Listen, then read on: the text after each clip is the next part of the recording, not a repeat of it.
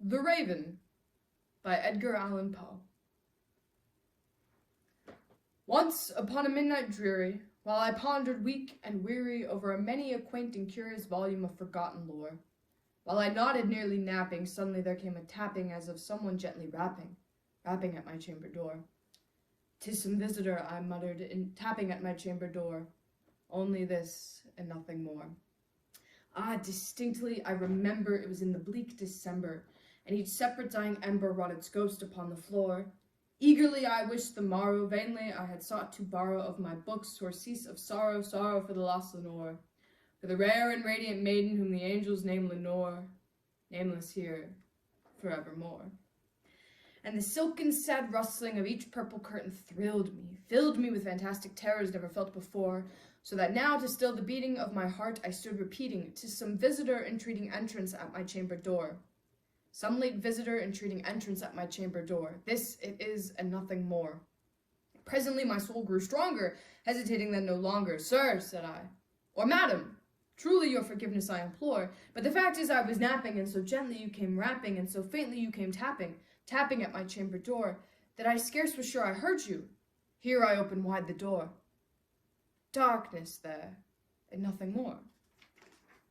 Deep into that darkness peering, long I stood there, wandering, fearing, doubting, dreaming dreams no mortal ever dared to dream before. But the silence was unbroken, and the stillness gave no token. The only word there spoken was the whispered word, "Lenore." This I whispered, and an echo murmured back the word, "Lenore." Merely this, and nothing more. Back into the chamber turning, all my soul within me burning, soon again I heard a tapping, something louder than before. "Surely," said I, "surely there is something at my window lattice. Let me see then what thereat is, and this mystery explore. Let my heart be still a moment, and this mystery explore. 'Tis the wind, and nothing more." Here I flung the shutter, then with many a flirt and flutter, in there stepped a stately raven of the saintly days of yore. Not the least obscenes made he, not a minute stopped or stayed he, but with mine of lord or lady perched above my chamber door. Perched above a bust of Pallas just above my chamber door. Perched and sat, and nothing more.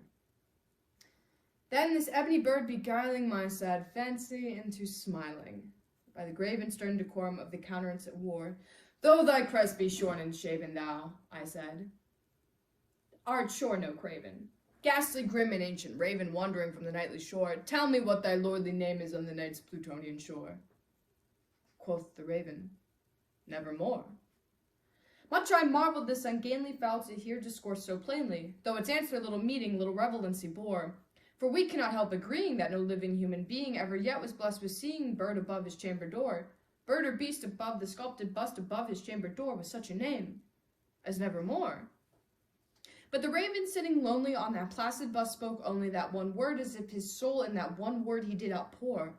Nothing farther than he muttered, not a feather than he fluttered, till I scarcely more than muttered, "Other friends have flown before, and on the morrow he will leave me as my hopes have flown before."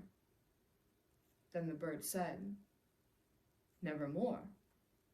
Startled at the stillness broken by reply so aptly spoken, "Doubtless," said I, "what it utters is only stock and store caught from some unhappy master whose unmerciful disaster followed fast and followed faster till the song one burden bore, till the dirges of his hope that melancholy burden bore of nevermore."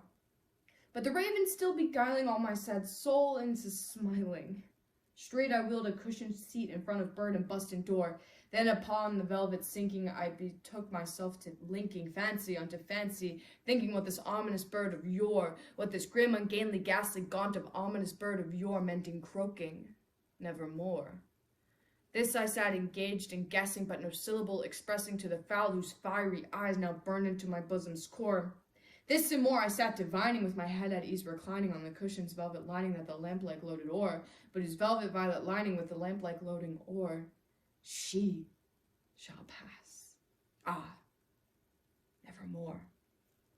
Then methought the air grew denser, perfumed by an unseen censer swung by seraphim whose footfalls tinkled on the tufted floor. "Wretch," I cried, "that God hath lent thee by these angels, he hath sent thee respite, and nymph from thy memories of the Nore. Quaff, oh quaff this kind nymph, and forget this lost Lenore." Quoth the raven, "Nevermore." "Prophet," said I, "thing of evil, prophet still, if bird or Devil, whether temper sent thee, whether tempest tossed thee here ashore, desolate yet all undaunted on this desert land, enchanted by this home by horror haunted, tell me truly I implore, is there balm in Gilead? Tell me I implore. Quoth the raven, nevermore. Prophet, said I, thing of evil, prophet still, bird or devil, by the heaven that bends above us, by that God we both adore, tell this soul with sorrow laden within the distant Aiden, it shall clasp a saintly maiden whom the angels name Lenore, clasp a rare and radiant maiden whom the angels name Lenore. Quoth the raven, nevermore.